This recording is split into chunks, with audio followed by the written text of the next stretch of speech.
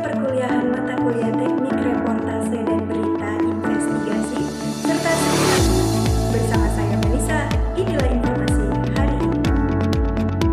Tepat pada hari Selasa 17 September 2024 telah berlangsung kegiatan belajar mengajar mata kuliah Teknik Reportase dan Investigasi Berita yang diambil langsung oleh Bapak Adi Kusuma bersama SKPI 5B di Gedung Fakultas Dakwah lantai 3 ruang 1 UIN Sultan Maulana Hasanuddin. Pada pertemuan kedua ini membahas seputar teknik reportase. Membahas terkait reportase, Bapak Adi sedikit mengulas terkait materi semester 4 tentang berita. Bahwasanya berita adalah suatu laporan cerita dari sebuah kejadian penting yang bisa menarik perhatian. Jenis-jenis berita diantaranya ada soft news, fake news, in-depth news, dan feature news.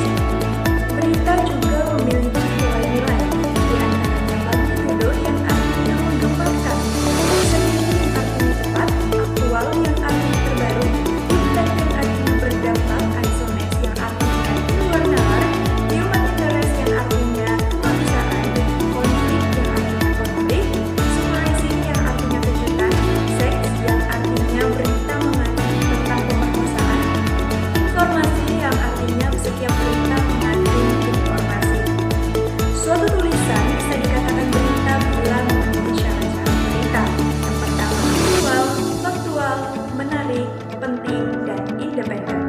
Cara meriset dan mendokumentasikan yaitu melalui wawancara, foto, dan nulis yang benar. Selain itu, Bapak Adi juga menjelaskan terkait reportase. Reportase dapat diartikan sebagai proses pengumpulan data yang digunakan untuk penulisan atau pembuatan karya jurnalistik. Objek pengumpulan data tersebut dapat berupa manusia, makhluk hidup selain manusia, buku-buku, tempat bersejarah, dan sebagainya. Suatu reportase disebut sebagai wawancara jika objek reportasenya adalah manusia. Dengan kata lain, reportase adalah pemberitaan atau kegiatan tersebut mengumpulkan berbagai macam fakta, informasi tentang berbagai unsur berita dari berbagai sumber atau narasumber yang kemudian ditulis atau dilaporkan kembali dalam bentuk berita atau produksi. Reportase sama dengan pelaporan sama dengan pemberitaan yang berkaitan erat dengan suatu kasus kejadian atau peristiwa yang telah terjadi, sedang terjadi atau akan terjadi. Media penyampaiannya bisa berupa media cetak seperti koran, majalah, buletin, ataupun media elektronik seperti televisi, radio, internet, dan lain-lain. Reportase dapat dilakukan melalui 3 tahap. Yang pertama tahap praproduksi, saat produksi, dan pasca produksi.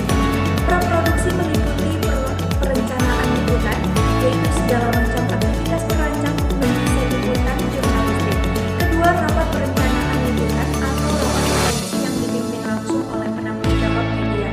Jika dicetak, pemimpin redaksi dibantu dengan redaktur. Jika di media televisi dikepalai oleh produser dan asisten produser atau pemangku program yang bersangkutan. Tujuan dari praproduksi adalah untuk menghasilkan liputan yang berkualitas, koordinasi kebijakan redaksional, memberikan arahan atau guidelines. Biasanya dalam rapat ini menentukan topik yang hendak diliput, tim atau jobdesk individu, angle liputan, dan narasumber yang akan diwawancarai. Praproduksi juga meliputi penentuan tema liputan dengan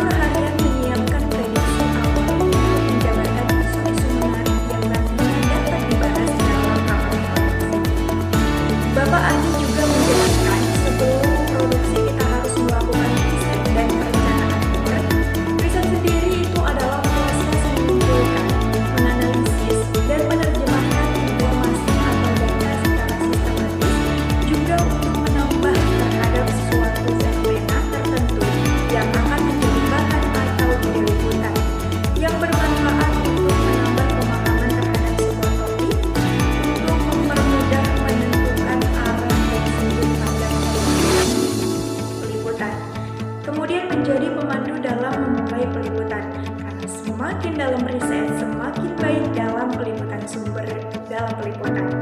Sumber riset bisa internet, koran, dan majalah, atau materi seminar dan laporan, instansi, buku, dan lain-lain.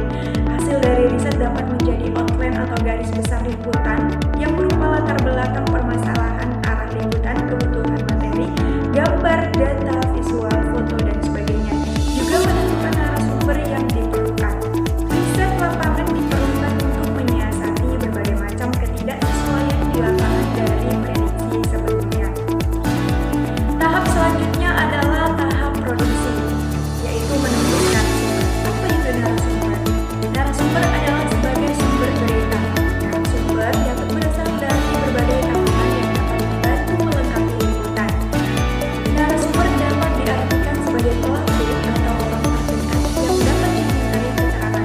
Karakteristik narasumber ada banyak berbicara melalui liputannya, bahkan susah untuk ditemui. Kita juga harus memahami latar belakang narasumber, semakin matang dari riset yang psikologi, membaca berbagai macam sifat dan karakteristik narasumber. Kemudian kita juga bisa ambil hati lawan bicara, sebab bagaimanapun kita membutuhkan mereka untuk mendapatkan informasi. Bapak Adi juga menambahkan, beritahukan cara mengejar narasumber. Yang pertama, kita harus menghubungi langsung. Bisa buat janji lebih dulu, utarakan maksud wawancara kita. Jika menolak, bujuk dengan baik. Seni berkomunikasi juga bisa dengan narasumber menjadi salah satu kuncinya. Kedua, menghubungi kalangan terdekat melalui istri atau suami, anak, sekretaris, sahabat,